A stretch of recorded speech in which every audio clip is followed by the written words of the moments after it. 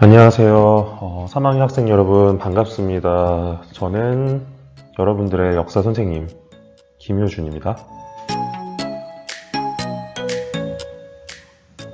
네, 여러분들 연휴 잘 보내셨나요? 예, 어느덧 여러분들 돌아오지 않을 것 같던 수요일이 벌써 돌아오게 되었습니다. 시간 굉장히 빠르게 지나갔고요. 또한 여러분들 지난주와는 다르게 굉장히 많이 더워졌어요. 그래서 이제 옷도 점점 얇게 입는 것 같고 점점 많은 것들이 달라지고 있는데 여러분들 이제 우리는 조금 있으면 또 학교를 등교할 것 같은 그런 분위기가 점점 보이는 것 같아요. 그러니까 우리 조금만 더 더운 환경 속에서도 여러분들 영상 잘 들어주시고 어느 정도 좀 역사에 대한 이해를 한 상황에서 그렇게 여러분들 만나서 우리 같이 대화도 좀 하고 수업도 하고 공부도 하는 그런 시간을 가져보도록 하겠습니다. 자, 그렇다면 우리 이제 본격적으로 한번 내용을 접근해 보도록 할게요. 자, 그렇다면 오늘 두 가지 정도 배워보는 시간을 가져보도록 하겠습니다. 첫 번째로는 이제 경제 침탈, 조선의 경제 침탈이 일어나고요. 거기에 따라서 이제 반감을 사는 내용들을 첫 번째로 살펴볼 거고요. 두 번째로는 동학 농민운동과 관련된 내용을 살펴보도록 하겠습니다. 일단 우리 복습에 대해서는요, 지금 진도를 좀 나가야 되는 계획이 있어서요. 복습은 추후에 따로 진행을 해보는 시간을 가져보도록 하겠습니다.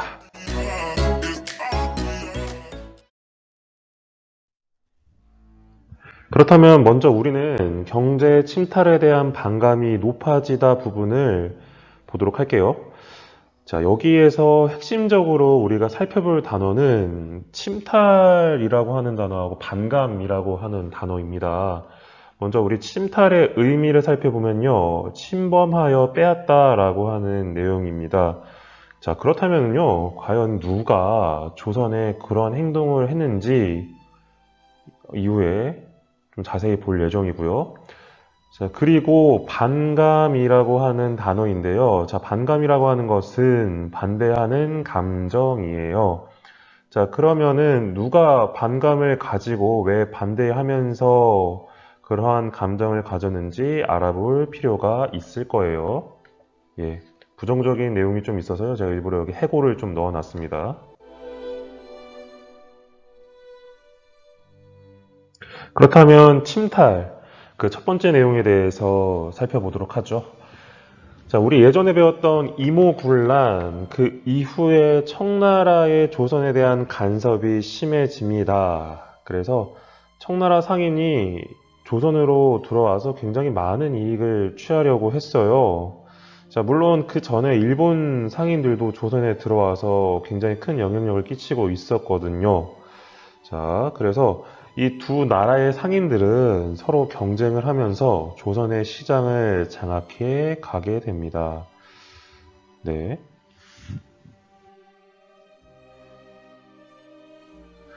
자, 이에 따라서 조선의 상인들은 설 자리가 없어지게 되고요. 이익을 보지 못해 굉장히 큰 피해를 입게 됩니다. 굉장히 상황이 암울해지게 되는 거죠. 네. 오른쪽 사진은 크게 관련이 없지만 슬퍼하는 모습을 좀 여러분들이 이해하기 쉽게 제가 한번 넣어 봤습니다.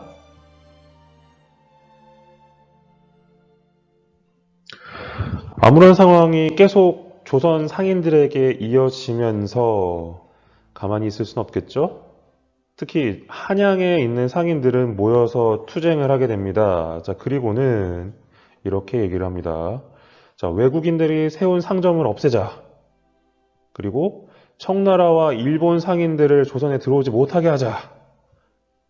이렇게 주장을 합니다. 그리고는요, 자신들의 가게 문을 꽁꽁 잠궈버리게 됩니다.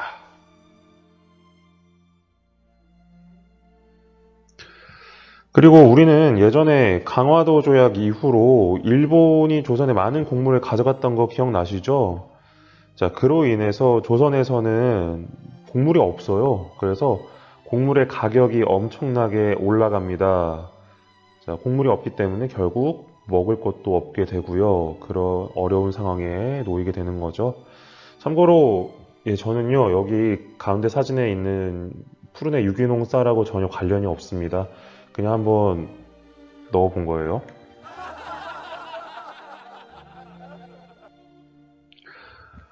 백성들이 곡물을 살 수 없어 힘들어하고 조정에서도 이것에 대해서 굉장히 큰 걱정을 하게 됩니다.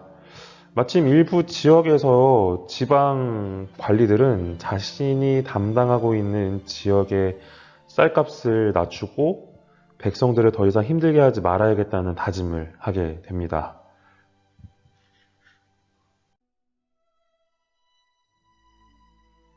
자, 그래서 방곡령이라고 하는 명령을 내리게 돼요. 방곡령.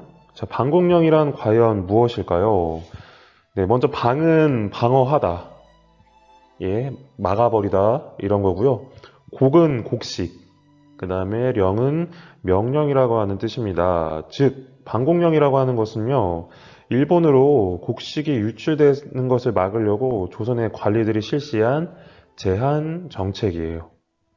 자, 일종의 조선 관리들이 이런 상황을 자, 극복하기 위해서 하나의 본인들의 필살기를 마련한 거라고 할 수 있겠죠. 네.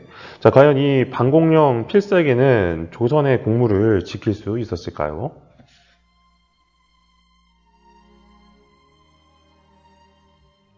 네, 일본의 입장은 다음과 같습니다.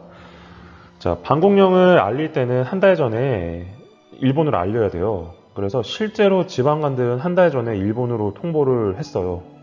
우리 이제 너희한테 곡물 유출 안 할 거야. 곡물 안 보낼 거야. 이런 식으로요. 자, 그런데 이상하게도 그 당시에 방공령은 딱 실시한 지 한 달 뒤에, 그러니까 어떻게 보면은 조선의 지방관들이 한 달 전에 발표를 했고 한 달 뒤에는 방공령이 일어났고 그 다음에 한 달 뒤, 총 두 달이 걸려서 일본에 접수가 된 거예요. 자, 그래서 결국 예, 이러한 결과를 일본에서 문제를 삼게 돼요. 그래서 방공령은 결국 실패를 하게 되고요. 오히려 일본은 조선에게 배상금을 요구하게 됩니다. 예, 뭐 이런 뭐 말도 안 되는 결과가 예, 있었는지 참 네, 어이가 없네요. 네, 어이가 없네. 네. 자, 상업도 주변 나라에게 침략을 당하고 곡물도 유출되고 아주 백성들 죽을 맛이겠죠. 네. 백성들은 외국에 대한 불만이 굉장히 컸을 뿐만 아니라 자신들을 보호해주지 못하는 정부에 대해서도 불만을 갖게 돼요. 자, 그러면서 자신들의 마음을 달래줄 수 있는 것들을 찾기 시작합니다. 마음을 달래주는 거, 과연 뭐가 있을까요?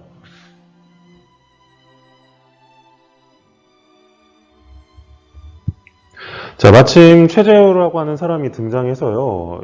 인간은 신분 상관없이 모두 평등하다. 외국 세력을 몰아내자는 주장을 하면서 동학이라고 하는 종교를 만들어냅니다. 자, 당시 천주교를 서학이라고 불렀는데요. 자, 이들은 서학을 반대를 했어요. 그러면서 자신들의 종교는 동쪽에서 나온 학문이다 하면서 동학이라고 불렀습니다. 자, 신분 평등, 그리고 외국 세력 추방이라고 하는 키워드는 백성들의 마음을 한 번에 사로잡습니다. 어머, 매력 있네? 이런 식으로요. 자, 그래서 백성들 중에서는 동학을 믿는 사람들이 점점 많아지게 됩니다. 자, 그렇다면 조선 정부는 과연 동학에 대해서 어떠한 반응이었을까요? 좋아했을까요? 싫어했을까요? 자, 동학의 세력이 커지는 것을 좀 두려워하고 반대했던 정부는 동학이 세상을 어지럽힌다고 생각했습니다. 자, 그래서 교주 최재우를 붙잡을 것을 명령을 합니다. 자, 그리고 최재우를 사형시켜 버립니다. 헐. 자, 사진에서 보면 여러분들 여기 뒤에 광역버스가 있는데 당시 조선시대는 광역버스 없었다는 걸 당연히 아시겠죠? 자, 정부의 이러한 조치에 당황한 동학 교인들은 한데 모여서요. 우리 교주 최재훈은 죄가 없어요. 교주님의 억울함을 풀어주세요. 동학에 대한 괴롭힘을 멈춰주세요. 이렇게 주장을 합니다. 자, 그리고 동학의 이러한 움직임은 농민들과 합쳐져서 더욱 커지게 됩니다.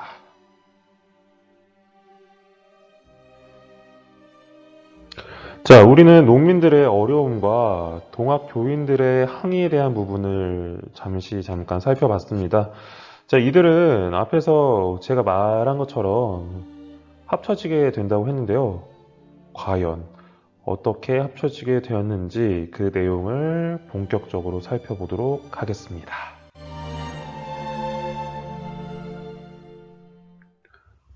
자, 먼저 배경입니다. 전라도에는 고부라고 하는 지역이 있었습니다. 자, 이 지역을 다스리던 군수 조병갑이라고 하는 사람이 저수지를 만들기 위해 논에 물을 대기 위해서 모아두는 어떤 그런 조그만한 하천, 강과 같은 어떤 기능을 하는 게 바로 저수지예요. 자, 이런 저수지를 만들기 위해서 그 지역의 백성들을 불러서 일을 시키고 세금도 걷게 됩니다.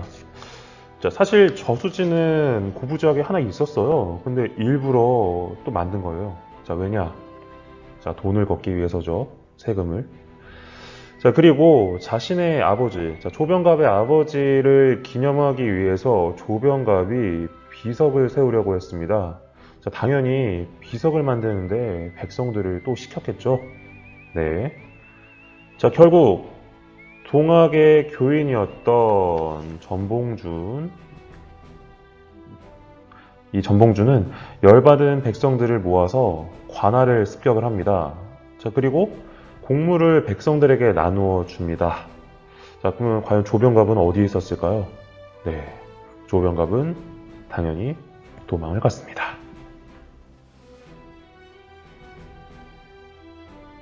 자, 이런 난리가 저 위에 있는 한양에까지 전달이 되고요. 조정에서는 상황을 파악하고 이 고부 지역을 안정시키기 위해서 관리를 이 지역으로 보냅니다. 자, 고부 지역으로 이 지역으로 간 관리.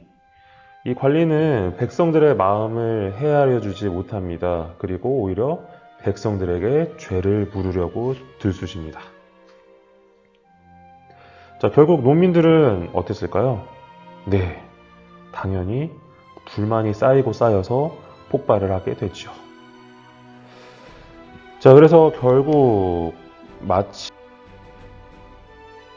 마침내 동학의 교인들과 농민들은 서로 연합을 해서요, 공기를 일으키게 됩니다. 총, 칼, 도끼, 낫, 곡괭이를 들고 말이죠.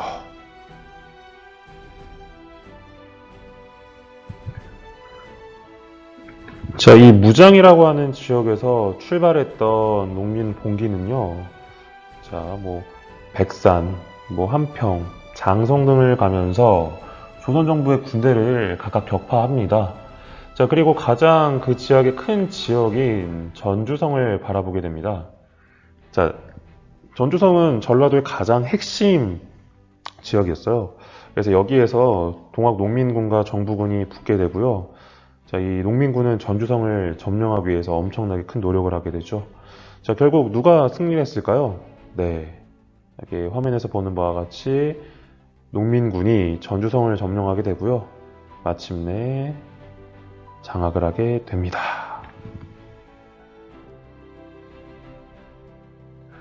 자, 정부는 이제 어떡하지? 하라고 하면서 발을 동동 구릅니다. 자, 그러고는 항상 하던 대로 청나라한테 도움을 요청하게 돼요. 자, 형님 도와주세요. 막 이런 식으로요. 자, 그랬더니 청나라는 군대를 파견하게 됩니다.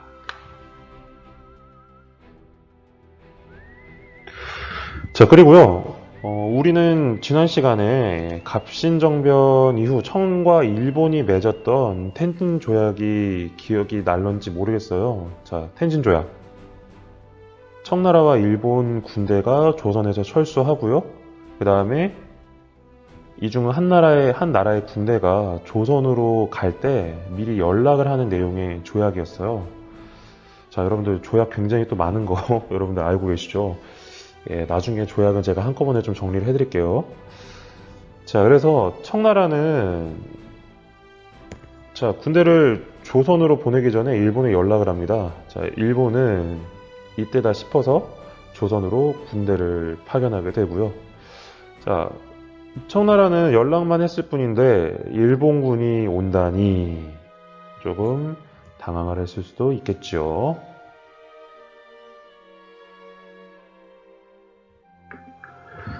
청나라에 헬프 요청을 했던 조선은 당황하게 됩니다.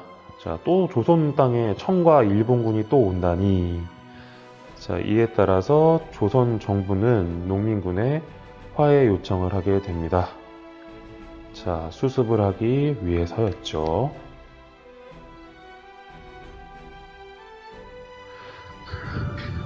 자, 마침내 농민군과 조선 정부가 화해를 하게 되는데 이를 전주화약이라고 합니다. 자, 농민군도 상황을 보아하니 조선 내부에서 스스로 각자 해결할 일인데 다른 나라 군대가 온다고 하니까 문제를 느꼈던 것 같아요. 자, 그래서 마침 정부에서 화해를 하자고 그렇게 손을 내밀고 농민군도 오케이를 하고요. 이렇게 화약을 맺게 된 겁니다. 자, 화약에서 화는 화해하다라고 하는 의미고요. 약은 약속입니다. 자, 즉 전주성을 농민군이 점령한 이후에 정부와 화해 기념으로 맺은 약속이라는 거죠. 자, 농민군은 기쁨을 감추지 못합니다. 자, 자신들이 요구한 걸 정부에서 들어주겠다고 얘기를 하는 거죠. 자, 그래서 농민군은 먼저 철수를 하고요. 각 지역으로 돌아가서 집강소라고 하는 개혁기구를 설치하게 됩니다. 자, 집강소의 뜻 한번 살펴보죠. 여기서 집은요, 다스리다라고 하는 뜻이고요. 자, 강은 조금 의역을 하면요, 일정한 구역이라고 하는 뜻입니다. 자, 즉, 각 지역에 농민군이 집강소를 설치해서 자신들의 뜻에 맞는 개혁을 하려고 했던 겁니다. 자, 그렇다면은 그 개혁에 대한 구체적인 내용은 무엇이었을까요? 자, 그거는 다음 시간에 살펴보도록 하겠습니다. 내용이 너무 어려우니까요. 네, 지금까지 우리는 경제 침탈에 대한 내용과 그리고 동학이 점점 세력을 확장해가는 내용들, 그리고 동학 농민운동의 우리 전반부를 한번 살펴봤습니다. 여러분들 굉장히 내용이 어려워지고 있고요. 그리고 한편으로는 이 정말 1년, 2년 사이에 여러 가지 일들을 막 일어났던 조선 후기의 모습들을 공부하기가 좀 쉽지 않을 수도 있어요. 자, 그래서 여러분들 먼저 제가 항상 당부하는 것은요, 이해가 먼저라고 생각이 들어요. 그래서 이해를 하고 나서 나중에 정말 필요한 내용들은 암기를 하는 게 중요하거든요. 그러니까 우리 학생들은 부담을 크게 가지지 마시고요. 이것까지 다 외워야 돼요? 선생님 토시 하나 빠지지 않고 다 외워야 돼요? 라고 물어볼 수는 있겠지만 먼저 이해를 먼저 하고요. 계속 여러분들 보다 보면은 나중에는 머릿속에 들어오게 되니까요. 그렇게 역사를 접근해 보도록 하겠습니다. 네, 그러면 여러분들 우리 이렇게 해서 이번 주 역사는 여기까지 하도록 하겠고요. 우리는 다음 시간에 다시 만나도록 하겠습니다. 퀴즈 그리고 느낀 점 꼭 적어주시면 감사하겠습니다. 이것으로 역사 마치도록 할게요. 안녕.